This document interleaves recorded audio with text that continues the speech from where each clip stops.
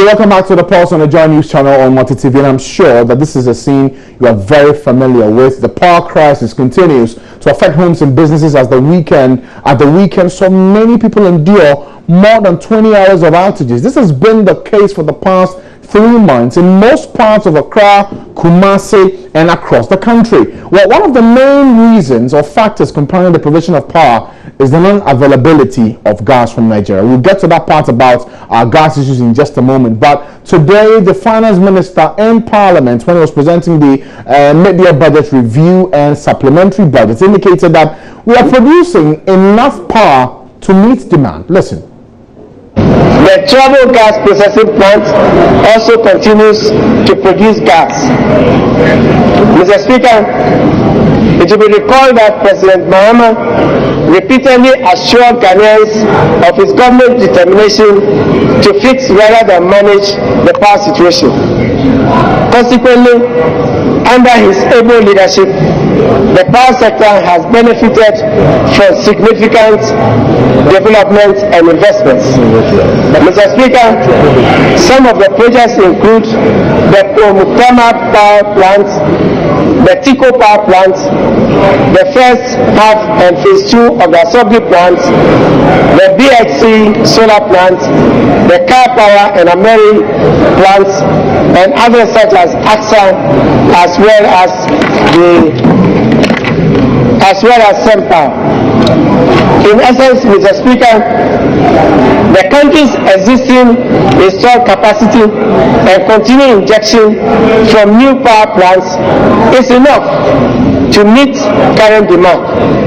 Mr. Speaker, in the last 4 years, 2,861 communities have also been connected to the national grid. Right, so that's the finance minister today in Parliament. So the key question would be, if we are producing enough power to meet demand, what's the problem? Why are we still seeing power outages in the country today? Let's speak to the head of communications at the Water Authority, Madam Gertrude Crimson. Thank you so much for joining us here on the program, Madam. I first want to understand whether or not we're having any generation challenges with the VRA. Thank you very much. As you already know, and as most people know in the country in the past few days, we've had challenges with power generation, and it's been explained before. It's been repeated by the chairman of the Power Management Committee, Engineer Muna. So I'm just reiterating what he said already, that the challenges we are having comes from the input fuel and the arrival of crude oil, which has to be treated for a number of days before we can use. And finally, Akosombo Dam, which is now operating under capacity because of the low water level. Okay, now I need to understand this. The crude oil we were made to understand came in a little over a week or almost 2 weeks ago. How long does this treatment process take for it to be done? It takes at least 10 days because it has to go through a number of processes. And we have a number of institutions who have to come in to take samples, to test and clear and so on. Because we are dealing with machines which are very delicate, and if we are not careful and we just rush into using fuel that hasn't been treated to the maximum quality that it requires, it may compromise its integrity. So we are very careful not to use fuel that is not treated to the required standard. Okay, so Madam Crimson, I found this a bit curious. Sorry, could you just clear this up for me? Is there a reason why we got crude into the country that was not already treated for usage and we have to wait 10 days to have it done? Yes, that's the usual thing. You know, petroleum goes through a lot of processes and is used for various purposes. But for our purposes, we buy light crude oil, what we call LCO. Now, when it arrives, it has to be tested, it has to be treated, it has to go through, let me use the word protocol of procedures that various institutions, including customs, standards board, naval, the Navy, and so on and so forth. It has to go through a lot of processes. That is why VRA over the years has stored treated fuel. Usually when we are making announcement about, maybe gas not being available, we add that about 600,000 barrels of crude oil treated is on standby to be used whenever we have to take off gas supply.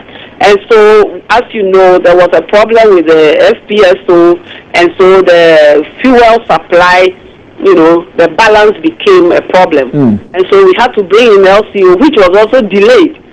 But usually VRA will have about 600,000 barrels of treated LCO ready to be used.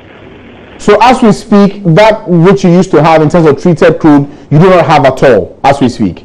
As we speak, what arrived last week or so has been treated, and my checks this morning indicates that 2 of our turbines are already on LCO. Okay, which means how much more do we have in storage? In storage, actually we had to order double, right? And so the 400 which came was half of what was ordered. And as I speak to you, the balance of 550,000 has also been delivered, and it will go through the same process of testing and making sure that it meets the standard. So that means that the crude that was brought in for treatment, the treatment is done, it's finished. It's done, and we started. And you even when it's ready, you have to take the machines. You have to bring it on slowly, especially if you are converting from gas to crude. You have to make a lot of changes here and there, and we believe that by peak time this evening, most of the plants will be on LCO. Okay, so before peak time, when things normalize, what's the power deficit we have now?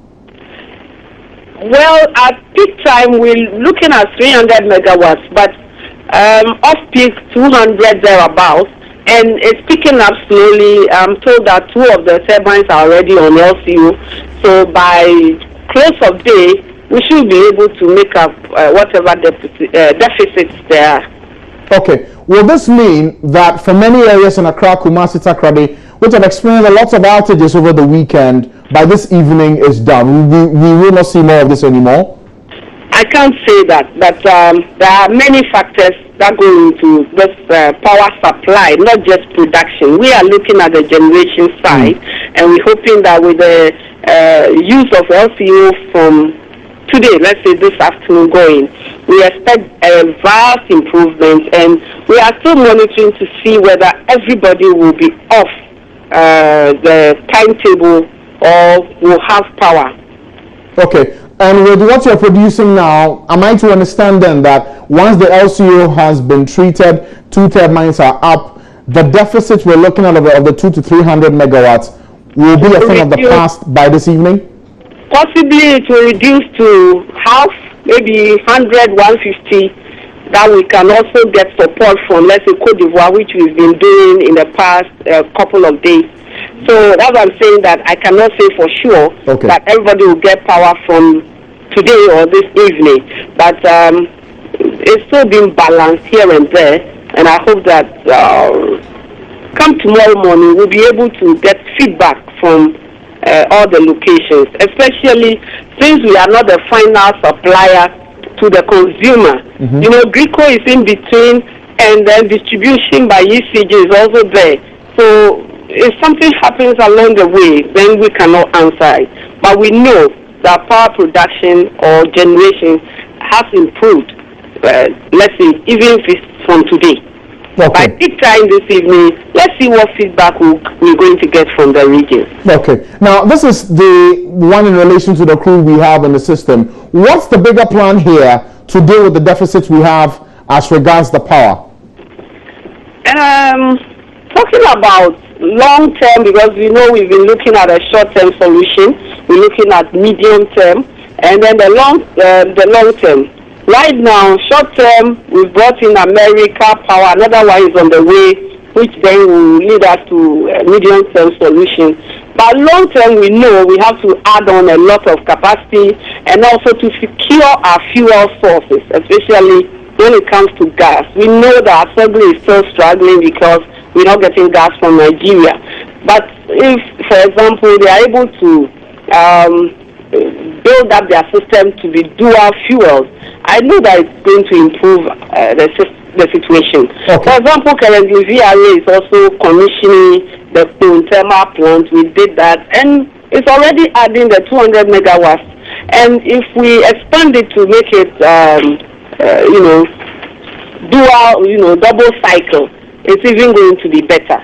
Okay. So we need more gas. We need machines that can operate dual fuel, and so that when gas is not there, everybody in the system, that's the power system, can switch to LCU.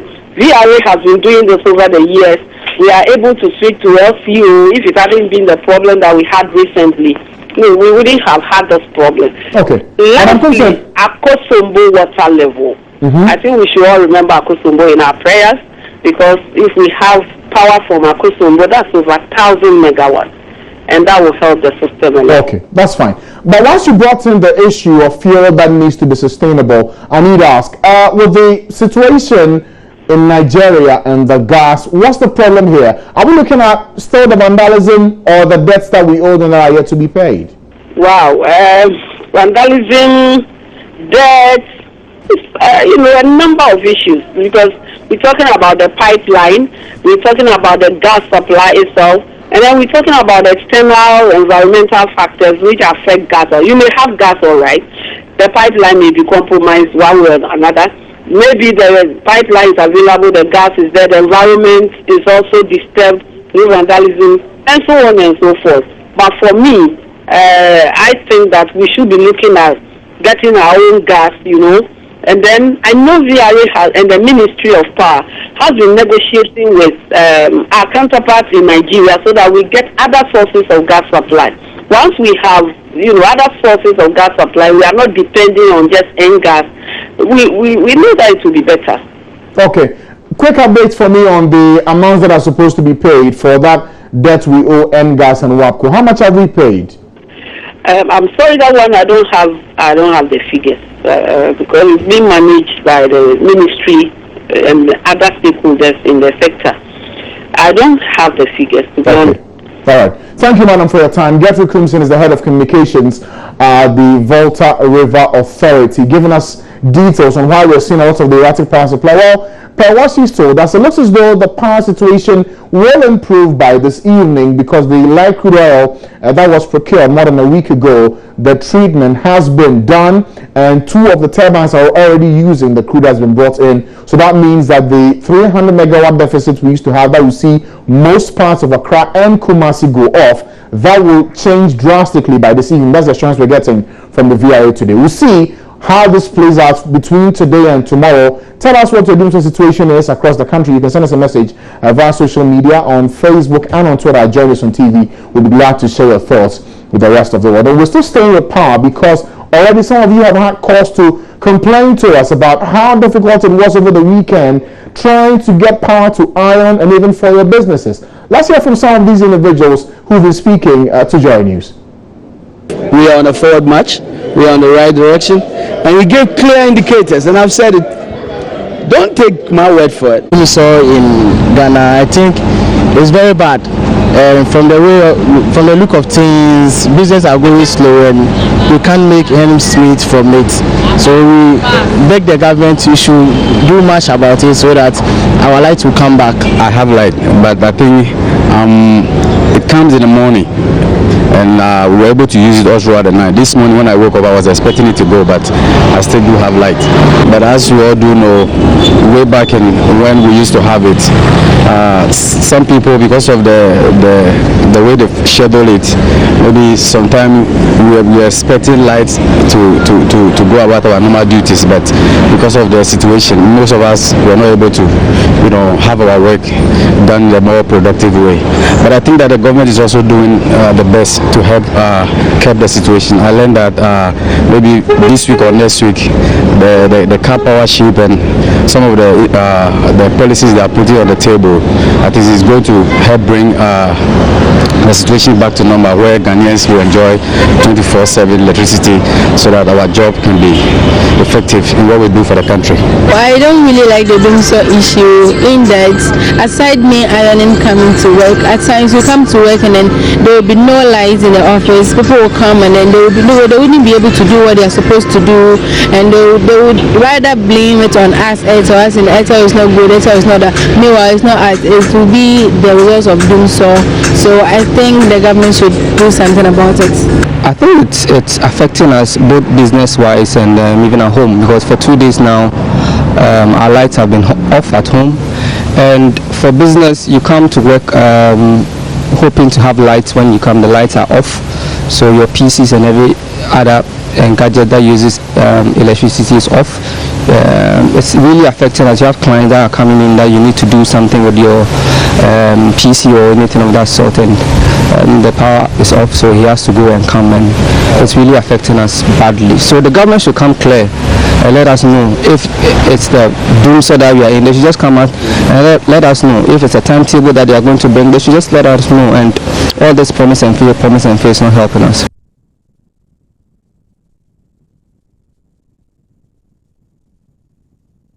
Right, so that's people sharing their experiences with us. Some had lights, some didn't, but many people didn't, and that's why we're seeing a lot more complaints coming through. We've heard from the VRA mention what the challenge has been and what's been done about it. They're saying the power situation should ease by this evening, but should we leave it there with the conversations? I think no. Let's pick the thoughts of an energy expert. Mr. Ishmael Ajekunmi is with Kite. He's an energy expert joining us via Skype this afternoon. Mr. Ajekunmi, thank you for joining us here on the program. We've heard from the finance minister says we are producing enough to meet demand. VRA says by this evening the power supply should be a bit more better than we saw over the weekend. For you sitting back and watching these developments, what are we not doing right in terms of our power crisis? Let me say good afternoon to your viewers. Basically, we are not planning, and because we are not planning, we seem to be overrun by events. Anytime one incident or the other happens. So as soon as we managed to stabilize the system, I think we all went back to sleep. And because VRA is not as liquid as they ought to be, they are unable to take certain decisions at the right time. And I believe that's what has landed us where we are. We're not planning, and when we plan, we don't execute the plans. So if it's a question, but some will say that it's not a straight issue of planning, Mr. Ajekunmi. It's more about the ready funds to buy the crude to power all these plants, so we don't see the crisis. Planning is one thing, but the execution, the money for it is another matter. That's what I said. I said the lack of finance and lack of funding is it's part of the reason. It's part of the problem. It's the fact that we don't do what we're supposed to do at the wrong time. I mean, for example, if are we saying that we didn't know that we need the crude that we just imported? We knew it. If we had imported it way ahead, even the act of vandalism would probably wouldn't have left us in this situation. So funding and finance is a big issue. VRA still depends on government to find money to import crude. And that's the problem. They are not liquid enough, and I alluded to that initially. But I'm saying that we are where we are because of lack of planning. And even when we plan, we don't carry the plans through. So you are right in saying that the problem as it is now, because of lack of funding, because we don't have money to buy all the crude that we need, or for one reason or the other, we don't have gas coming through some corridors. But bottom line is that if we have money, we should be able to keep the systems running, because in terms of installed capacity, we have more than what we need. Okay, now here's the thing. For the past 4 years, we've seen this play out. In 1 year, it goes up, comes down, problem seems to be fixed, and then we come back to it full circle. I get the bits about the planning and the finance, but if you were to be in charge of affairs and take decisions, what would you do differently? Well, what I would do differently is to make sure that, because this is not seriously, it shouldn't be difficult solving this problem. What I would do differently is that we know the rate at which the demand is growing. So if we say that BRA statistics shows that we are growing minimum 10% per annum, it means that we should be adding, if total installed capacity or total peak demand is, let's say, 2,500 megawatts, and it's supposed to grow by 10%, it means that we should be planning in such a way that we will need 250 megawatt more in the ensuing year. If we sit down and wait and begin to count on Akosombo and begin to depend on rains, the demand will catch up with us, and very soon we realize that we don't even have enough to meet the demand. So if I were to be in that situation, now we have to stabilize the ship. We have to make sure that we've secured enough fuel supply, because we all know that we can't depend on the rain. We don't even know whether the rains are going to come in the volumes that we expect. So we can't depend on the rain. So we need to take our own destiny into our hands. So let's secure enough fuel supply whilst we continue to implement strategies that will make sure that at least demand and supply will keep pace with each other, and then we'll have enough reserve margin so that if there's a problem with FPSO, we don't go into crisis. If Nigeria cuts us, we don't go into crisis. We need to have enough reserve margins, and we need to plan towards that. If we don't do that, we can have enough capacity, but if we don't have that reserve margin that allows any of the plants to be knocked out, so and even for periodic maintenance, we'll be in this situation. So if I were to be in Okay, but see, Mr. Ajakunle, in all that you say, one thing is also very clear. It's about the reaction, isn't it? Because we've seen tariffs being introduced, questions have been raised about it being just too high, people cannot pay. Is it about time we begin to balance the conversation about the cost elements in going thermal and people's readiness to pay realistic tariffs? Well, I know tariff is always a sensitive issue, but one thing that we always forget, and I've said this before, sometimes the increments they give to the utilities are actually just correcting for exchange rate losses and depreciation and stuff like that. For example, if you approve a tariff, let's face it, the tariff that was approved in 2015, December 2015, the value in real terms today is not the same. So if they were to convert the money back into dollars, they won't get the same dollar equivalent. And that's part of the problem. So for realistic tariff, yes, we need to face up to the fact that times have changed, and for as long as we don't have significant component of our generation coming in the form of hydro, that the tariffs can only go up unless we secure a very cheap source of fuel that will be used to power but the cheaper the source of fuel, the dirtier it gets. So we need to also take all of this into consideration in planning for the future. But I agree with you that tariffs are perhaps not at their cost reflective levels. But when you just oppose that to the fact that living standards and also the cost of doing business is high, then there's always a challenge. One other thing that we need to correct is also to make sure that those who are using electricity for productive use, the non-residential customers who are actually subsidizing residential customers, we need to do something about their tariffs. Otherwise, they wouldn't be able to continue running their business, and their businesses are going to collapse. But tariff is a critical issue that we all need to address. The era and the regime where we could afford to do so many things because we had a significant hydro component is far gone, and we need to face up to that. But then the question is, if we be talking about realistic tariff, we should also be talking about realistic wages. And if we are not able to balance the two, that's where people tend to disagree whenever we talk about realistic tariff. But the truth of the matter is that any business that you do that you are unable to cover your costs, you recover your cost, that business is bound to collapse. Sure. And that's where we are today. Great. So with this that you've been able to establish here about the realistic tariffs conversation, then I need to ask, does it make sense for us to continue widening the coverage of electricity in the country when we know that there's a big issue here about how much we pay for it, how expensive it is, and leave it to those who can pay? Okay, this is a very sensitive question and issue, and I think it's a policy decision that was taken way back in 1989, and I think we've always viewed electricity or access to energy as a social good and almost like a right, because the policy of universal access that we are pursuing, that is what we indirectly imply.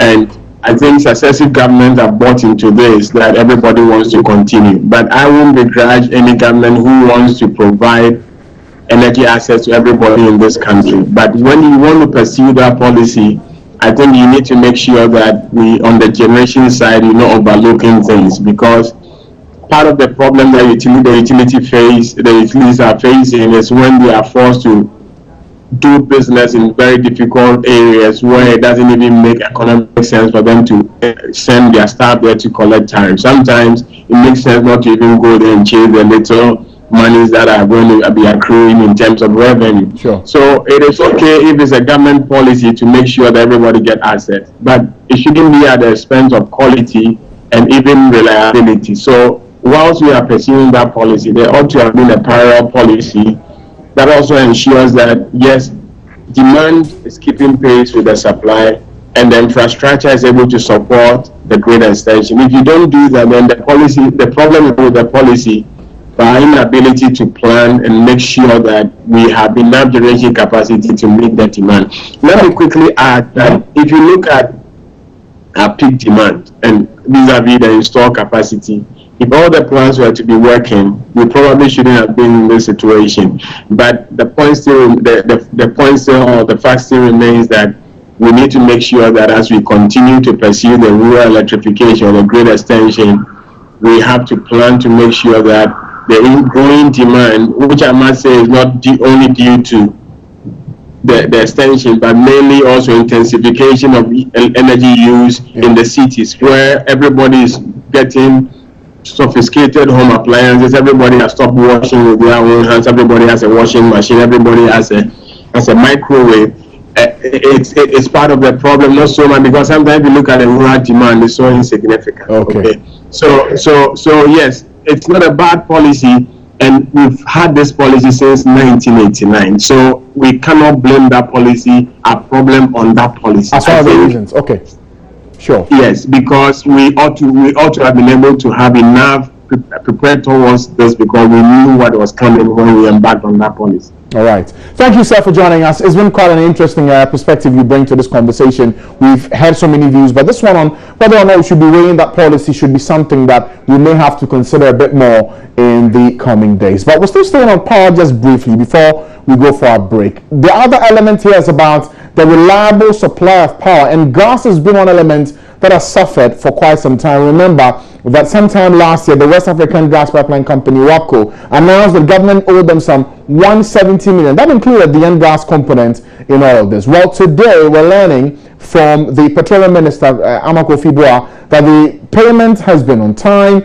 The issue has never been about the debts owed WAPCO, but rather about the vandalism of the lines. Let's hear from Mr. Amako Fibua first, and then we'll bring you the response from WAPCO, who are saying that the non-payment of these debts is gradually pushing them to the brink of a shutdown.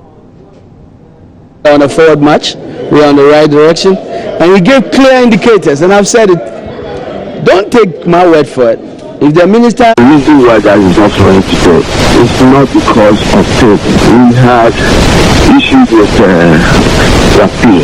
We have already dealt with those issues. We had an outstanding issues of payment, not down payment or anything. We paid everything that is due. I was just in Abuja.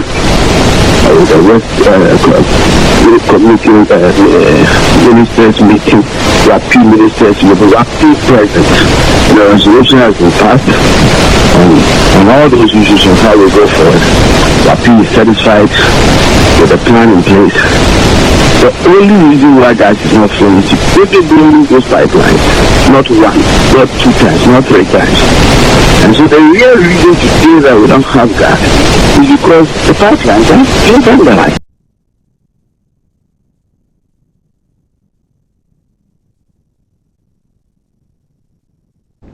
Right, so that's for the Petroleum Minister, Imam Kofi, who was speaking today on the Super Morning Show. But I managed to speak to the Corporate Affairs Director of the West African Gas Pipeline Company, WAPCO, Harriet Rekububi. Now, she explained that if the outstanding $104 million is not paid, they will continue suspending gas supply, and in fact, it may push them to shut down their operations. Listen. We are still expecting some payments to be made. Payments of how much? Right now, the outstanding debt for WAPCO itself is 104. I mean, we understand that WAPCO client is NGAS, that's the supplier of the gas. We provide the transportation service to that company, and we expect them to pay us for the service that we render to them. Should the payments have been finished by now? Because I remember last year, per the communication we got, there was a whole payment plan that will have seen the payments done by this time this year. I think that was the intention at the time. It has not happened that way for reasons that may be provided, but so many are forming. For this 104 that is left, do we know if there is a clear payment plan and whether it's been adhered to or not? Yeah, we don't know that yet. We are still in discussion. We are hoping that there will be a plan.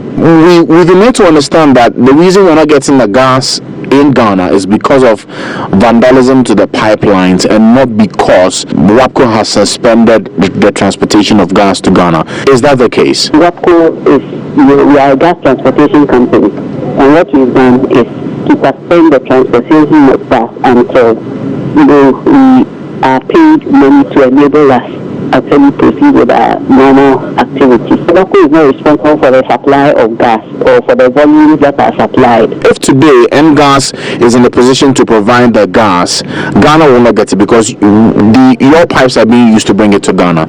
That won't happen because you suspended the service. Yes, because we have suspended the service to NGAS. So what I'm expecting is that if NGAS wants us to resume the transportation service, they will pay us some money. Now that this amount of money, 104 million, is still yet to be paid, how is it affecting WAPCO's operations? Right now, we have just a little money, limited amount of money to continue running the company. And if we don't receive any money, we are really on the way to winding down. I mean, there will be no money for us to operate. So there are certain costs that if we are operating, we need to incur. When it comes to the protection of the pipeline, making sure that the equipment is maintained and all that. Whether we are running or not, we need to be actually doing that. So if we don't get money, then it's better to actually shut down so that we are not obliged to incur those expenses. Right, so that's the situation with the gas. So beyond the vandalism, there's still that issue of the $104 million that's yet to be paid to WAPCO by NGAS, which the Ghana government, the VRA, should have paid to them. And I remember I was asking the VRA official about it. It says they don't have the numbers readily to give us. But we'll follow that angle of that story and bring you more later on. We'll go for a quick break at this point. When we'll come back, we'll head to the northern region because there's still no help for the hundreds of persons displaced by the floods following heavy rains over the weekend.